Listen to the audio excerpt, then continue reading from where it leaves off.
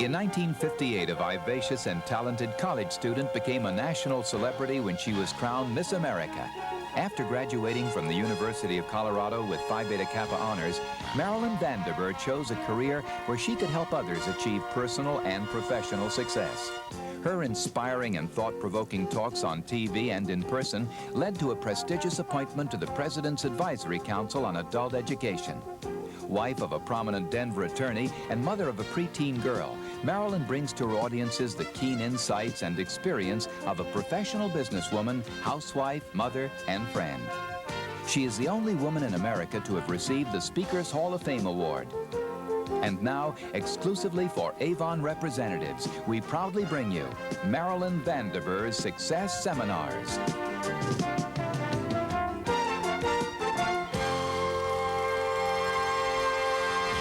Hello, I'm Marilyn Derbur. When I was 20 years old, something really incredible happened to me. I was named Miss America, and what a year that was. I must say the first few weeks, the first few months, I was very much in awe as I began traveling around America, attending the luncheons and the banquets, sitting at the head tables with the leaders of America, in business, in education, in government. But as the weeks began to progress, I began to look forward to that opportunity. I knew it was the opportunity of a lifetime, $1 million education in 1 year. But one of the things that interested me was the fact that when I first arrived in a city, I couldn't tell who the outstanding men and women were just by looking at them. And I thought, I wonder if these leaders in various fields might share at least one common characteristic. And I found that they did. I have never met an outstanding man or woman in any field of endeavor who didn't know where he or she was going, who didn't have a goal, a plan, and a commitment.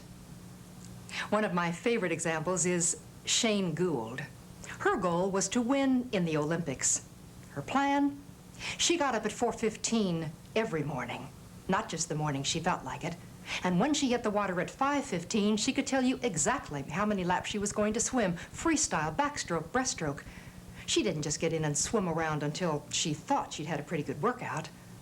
For example, she would swim 800 meters freestyle for a warm-up.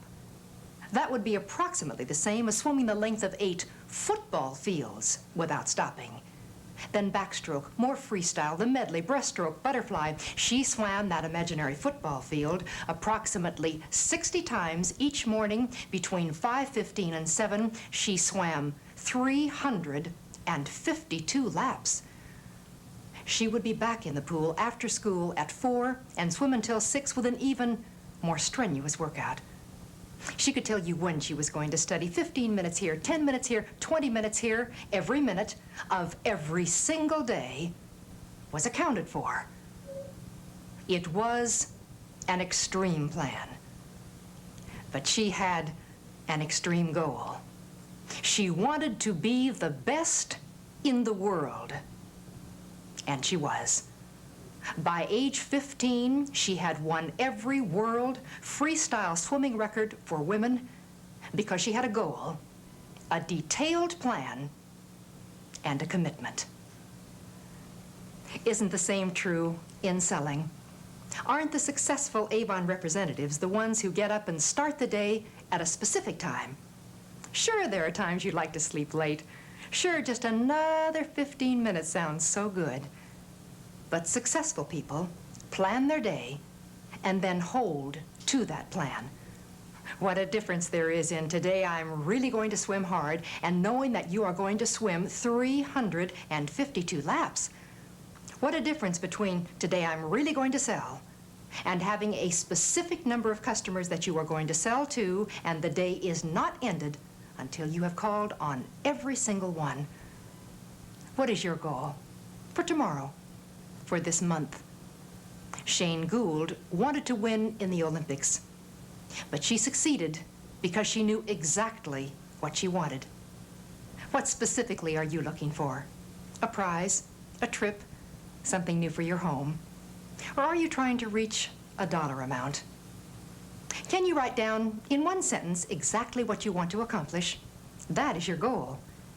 Your plan should be equally specific. Once Arthur Haley, the author of such books as Airport and Hotel, begins writing a novel, he never writes less than 600 words a day, every day.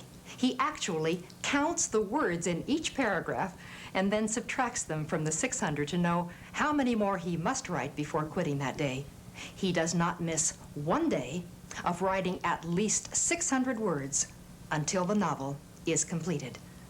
It doesn't matter if someone calls and invites him to lunch or if he wants to go shopping. This is his plan, his discipline, and he does it every single day while writing a novel. How many sales calls will you make on Monday, on Tuesday, on Wednesday? Plan it out just as clearly as Shane Gould or Arthur Haley planned their days. When I was 25, I knew I had found my goal. I wanted to be the best speaker it was possible for me to be. I wanted to touch lives through speaking. My first plan, so many years ago, was to study other speakers. There were no women speakers that I knew of 20 years ago, but there were two men that held me and audiences spellbound, Dr. Kenneth McFarland and Bob Richards. I bought every record and cassette they had produced, and then I analyzed their speeches. How did they open? How did they close? How many examples did they use? How much humor? I timed every example. I literally dissected every speech. Then when my husband Larry asked me what present I wanted for my 26th birthday, I said I wanted him to drive me to Cheyenne, we live in Denver, on a specific Saturday night to hear a well-known speaker. What a disappointment. I learned from him many things I will never want to do. I began by studying other speakers, and my goal has come true. For the past 18 years, I have addressed an average of 2,000 to 10,000 people each week at meetings and conventions. I can't imagine that part of your plan would not be studying Avon representatives that you respect. Now, if you have a home and family as I do, sometimes that becomes a challenge. I find that in my life, I must plan early morning hours for study, preparation, writing, from 5 to 7. Although one year it was 4:30 every single weekday morning. It does mean commitment. Commitment. The word has a certain ring to it, doesn't it? It means not someday or if. It means action will be taken. A commitment began to form in Ruth Douglas's mind several years ago. She lives in Brooklyn, New York, but she is originally from Panama. And it is a custom there to have girls have a very special coming out party at age 15. She wanted her twin daughters to have this very special and memorable occasion. The date for the party was set in her mind, and it was to be in 5 months. And she began working as an Avon representative. Perhaps the real commitment came when she told her daughters what a special event this was going to be and when it would be. Now that is a commitment. Did they have the party? Of course. Was it special? Very. And after that successful commitment, Ruth began to realize that her daughters could also have a college education. Today, Jennifer and Valerie are freshmen in New York colleges because their mother, a President's Club member, understands goal, plan, commitment. Commitment is the key, because then you can't back out. You volunteer to give a testimonial at the next sales meeting. You go up to the woman you want to sell to, but you just haven't had the nerve. You decide that Monday at 9, you will make a call, and Monday, if you're so delighted when no one answers, you go back again and again until you have reached that person. There are thousands of women who say, I'll ring that first doorbell right after I watch Phil Donahue. But there are thousands of other women who are saying, sure, I'd love to watch Phil today, but I have a goal, a plan, and a commitment.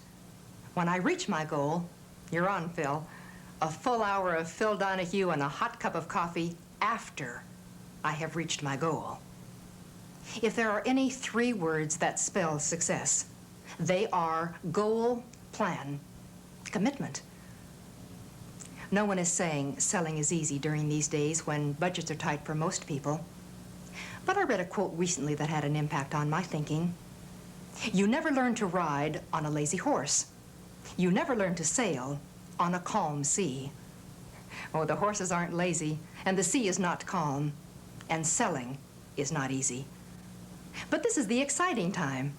This is when we can find out how good we are, how well we ride, how well we sail, how well we can sell.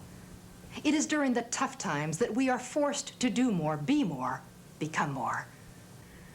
What is your specific goal in Avon for this week, this month? Write it down.